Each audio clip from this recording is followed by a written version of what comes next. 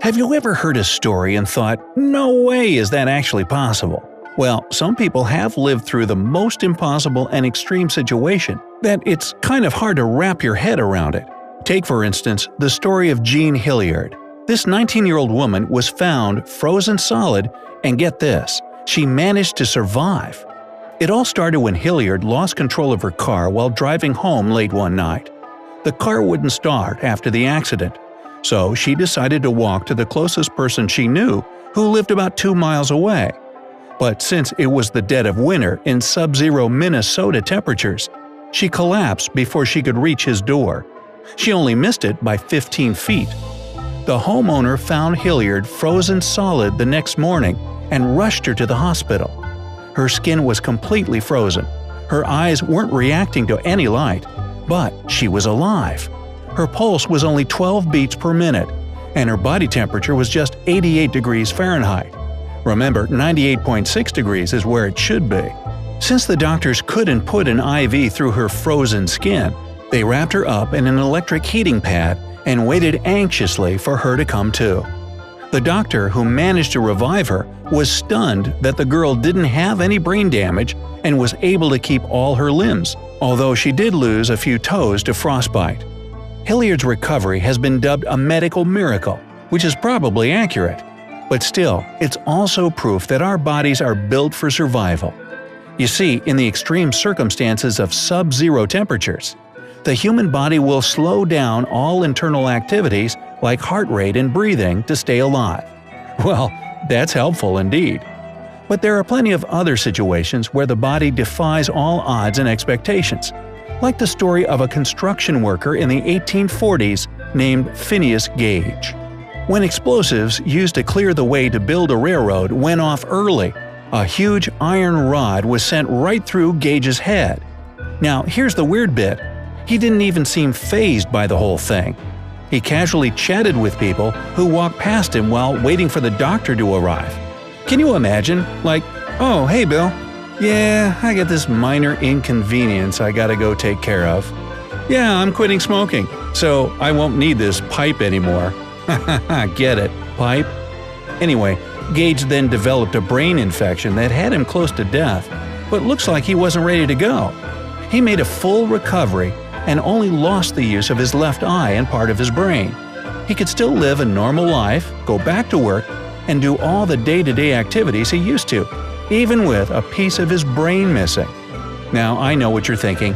How is it possible to lose part of your brain and not have anything wrong with you?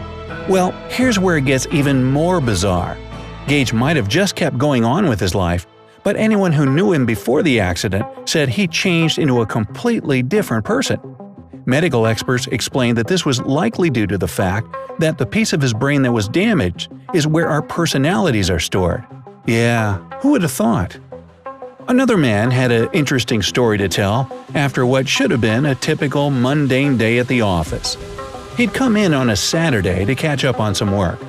He later got into the elevator and rode down to the first floor. Again, nothing out of the ordinary. But when the elevator stopped on the first floor, the man heard a strange sound. He said it was like metal clanging way up above him. He then had to make a quick decision when the doors started to open. Either stay where he was or jump out of the elevator. Good thing he decided to jump, because at that moment, a large steel board came crashing down to the bottom of the shaft with a massive smash. The doors then simply closed as if nothing had happened. As for why this huge metal thing almost came crashing down on this poor guy, just pulling some overtime, well, that was because the maintenance crew that had been repairing the old elevator that week had forgotten to fasten a panel, which caused it to come loose. Oops. The next story is about a few friends who were all relaxing in a hammock. Hey, that's just usually how these things start. A typical day with nothing out of the ordinary. Anyway, while the friends were lying there making small talk, the weather took a turn and it got windy. They heard the branches crackling above and even joked about how crazy it'd be if one of them broke off and came crashing down on the hammock. Now that's some disturbing.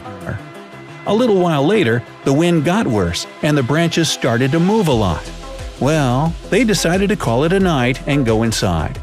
Only a few seconds after they went back in the house, a huge branch snapped and fell on the hammock in the exact spot where they would have been lying. Would they have lost their lives or just been seriously injured? It's hard to say, but luckily, they got out of there just in time to never find out the answer to that question. A man named Chris Gursky decided to do something new and adventurous while he was on vacation in Switzerland. Naturally, he thought hang gliding sounded like a great idea. He was excited for this adrenaline rush, and it was exactly that which probably ended up saving his life. You see, the pilot didn't strap Gursky properly to the glider. The man did fall, but he grabbed onto the pole and the pilot's shoulder just in time to catch himself. Gursky had to hold on for dear life with all of his strength for a whole 3 minutes before the pilot could attempt to land safely. 3 minutes might not sound like much, but it's an eternity when your fingers are supporting all your body weight. Gursky walked away from this terrifying situation with just a broken wrist, a torn bicep, and, more importantly, his life intact. You know, everyone always says it's good to be adventurous and try new things, but stories like these make me really appreciate the couch potato lifestyle. Have you ever heard the saying, lightning doesn't strike the same place twice? I guess it's still true, but nobody said anything about it striking the same person twice, or even 7 times. Yep, that's right. A man has been struck by lightning 7 different times, and he lived to tell the tale. Ooh, shocking. Roy Sullivan has even been placed in the Guinness Book of World Records for his strange attraction for lightning. Each time he was struck, he gained a different injury, from the most minor, like lost eyebrows, to severe burns. Talk about being in the wrong place at the wrong time 7 times. Maybe he shouldn't leave his house anymore. And if you've never seen the movie Touching the Void, then get ready for spoilers. Well, not really, because I'm not talking about the movie itself, but the real event it was based on. A man named Joe Simpson and his friend Simon Yates were climbing in the Peruvian Andes. Something went horribly wrong and Simpson broke his leg. Yates tried to lower his buddy down from the mountain with a rope as far as he could, but he ended up having to cut the rope to save himself. Miraculously, Simpson landed on a ledge with only the one broken leg. He then thought for sure that this is the place where he'd take his last breath. But he then did something remarkable. He crawled 6 miles to get back to base camp. It took him 4 days to make the journey. He wrote a book about his experience, and that then became the 2003 movie. Come to think of it, all these stories would make incredible films. Some of them might seem rather impossible, but I assure you that they're all true and that there are millions of others out there that are probably even more bizarre than these. If you know any other incredible stories of survival, leave them down in the comments. And don't forget to give this video a like, share it with your friends, and click that subscribe button to stay on the bright side of life.